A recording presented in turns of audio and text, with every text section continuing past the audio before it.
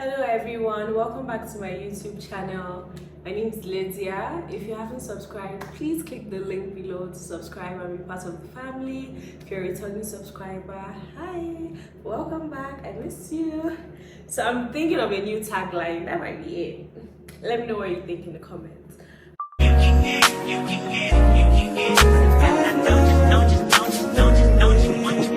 Every second, every minute, man, I swear that she can get it. Saying if you a bad bitch, put your hands up high, hands up high. So today we're doing like a question and answer kind of thing. Maybe like what will Lydia do?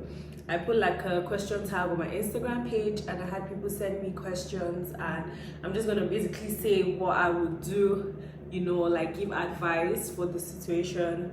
Please disclaimer, I'm not perfect, I'm not licensed, I'm nothing. I'm just giving my opinion and just basically saying what I feel like I would do. So I don't want this to go on for too long, so I'm going to try and answer as many questions as I can, and yeah, let's see how it goes. But welcome. Question says, how do you improve your communication skills in a relationship? So honestly, I would say you need to first understand the other person's communication skills. So like the way they basically kind of communicate.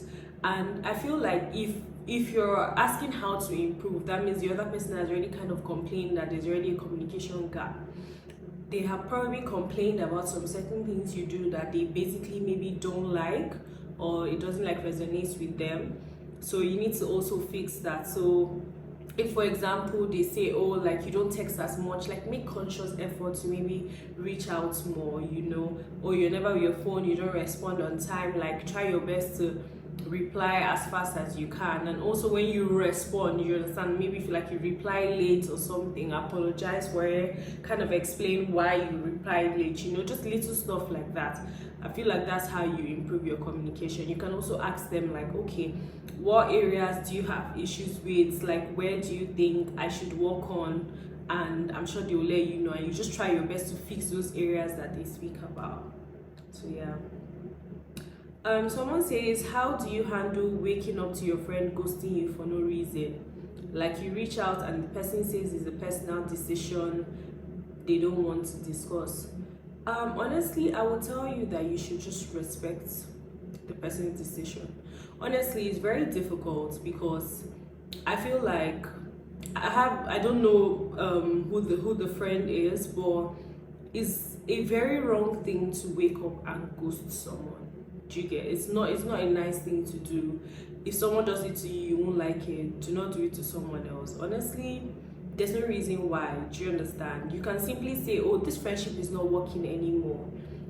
Then again, on your part, because I don't know the full story, I don't know if the person had given you signs like, oh, this friendship isn't kind of working, like were they drawing back a bit? That was kind of like your sign to see that, oh, okay, this is kind of going left. But if it was a thing of, oh, there was no sign and they just ghosted you and you actually even reached out, like honestly, just let it be. I feel like your life will be so much better without them. You definitely do not want someone in your life that feels like they can wake up one day and ghost you. Absolutely not. Like you want someone that if there's an issue or there's a problem, there's something you did to offend them, they're going to call you and be like, oh, hey, see, you did this, you did that, I don't like it. You get, because friends fight, but to go the extent of ghosting you, like just let the person be. It's painful, but honestly, you'll find better friends, I promise. How do you balance work and social life? Someone said, where do you work? So yeah, that's what that has to do with work. Where do I work? I'm not gonna see where I work, but I do work in HR for a company, definitely. But yeah, I'm not gonna say the name of the company, but yes, I work in human resources. Yes, I'm one of those weekend HR. But yeah, so yeah, I work in human resources. How do you balance work and social life? Honestly, for me, let me just be upfront with you guys. I work 8 to 4. When it's 4, I close my laptop.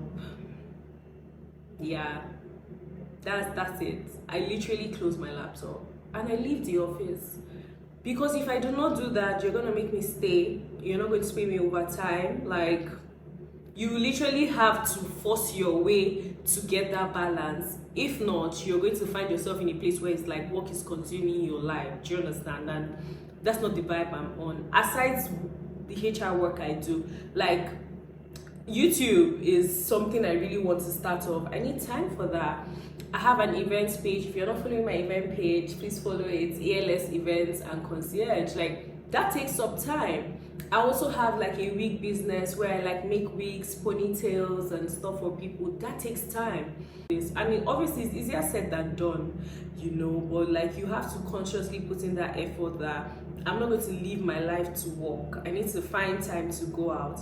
I think something I said to myself was this year, 2024, I'm going to make sure that every month I go somewhere, whether it's by myself or with my friends. And you don't need to, I'm not saying that, oh, you need to go to one expensive dinner, but like just step out, you know, step out of your house, go somewhere, do something, watch a movie, get food, like just anything. But once a month, like I must make sure that I step out, you know. What I do.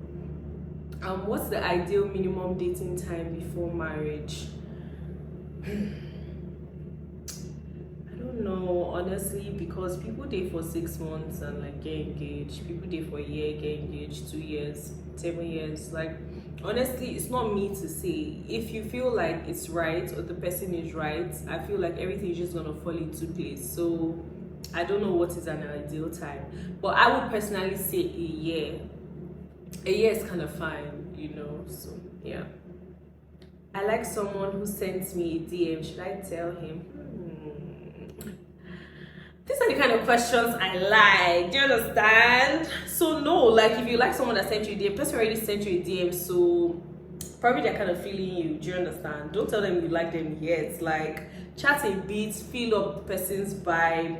Let's see what the person is saying. Like, you know, you two be nice, throw in little smileys, cute ones, so the person also knows that you're kind of like interested with what's going on. You know, so don't tell them you like them yet, because the goal is for the guy to always like you more than you like him.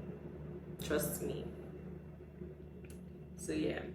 What do you do when you love each other but have different plans for the future that don't align?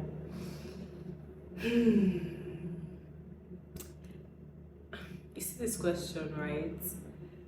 Things like this are very painful, honestly, because the honest truth is that if your futures are not aligning, you need to leave and find somebody else that your future is aligning with. And it's so difficult to say, because sometimes it's like everything else is perfect, but just that one thing. But then again, it's like the one thing is a major thing, because if it's going to affect your future, it's definitely major. Do you get? So as hard as it is, you're just going to have to find someone else, honestly, that aligns with your future. But how do you know when and how to move on from a phase of a relationship / friendship? So I don't understand the moving on. You said relationships, like as in when you say okay, like move past. Okay, I get you.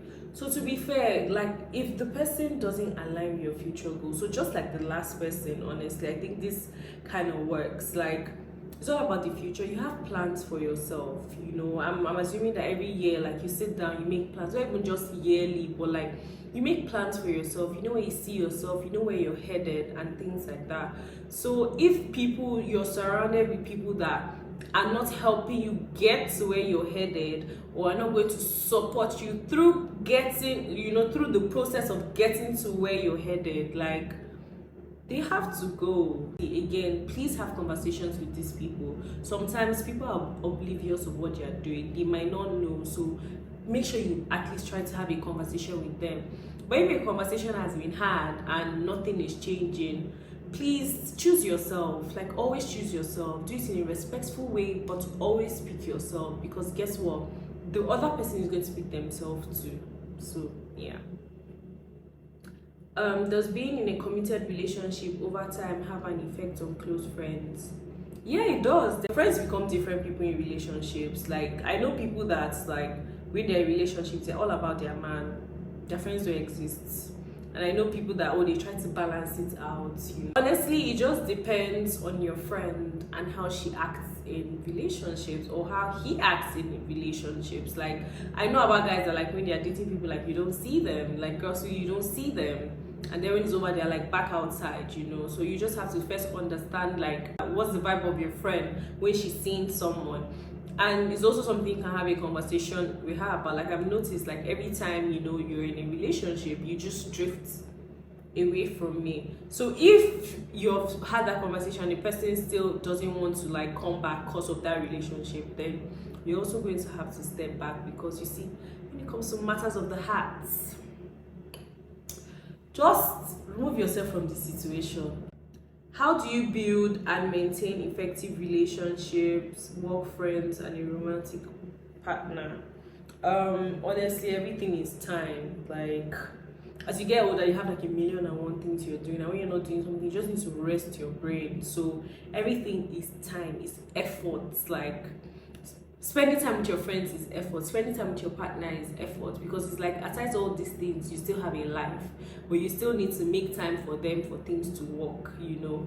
I know a lot of times people be like, oh, I love shout out to my low budget friends that, you know, we don't speak for months, or we don't this, or we don't that. That's not my vibe.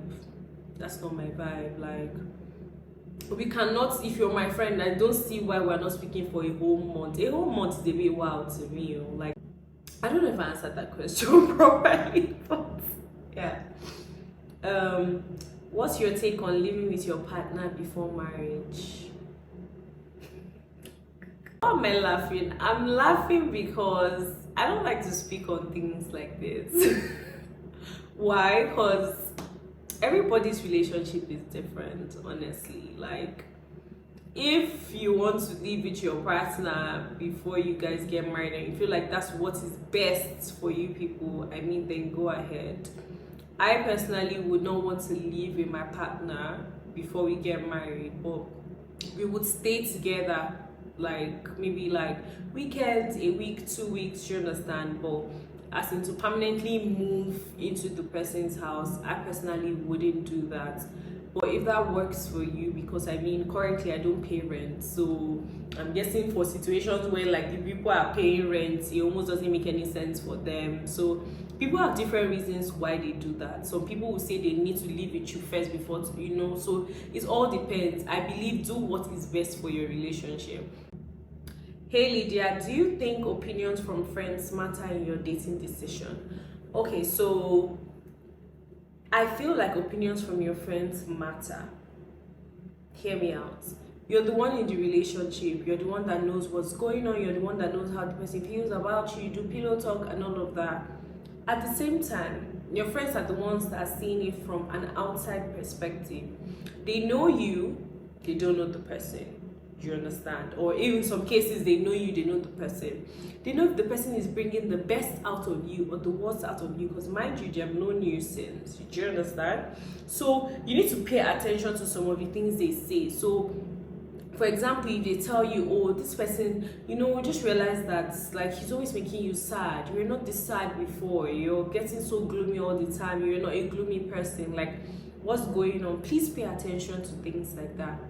If it's flimsy, if it's like flimsy things, or they don't, as in like the way he used to walk or something, if you're fine with the way he's walking, that's not something to consider.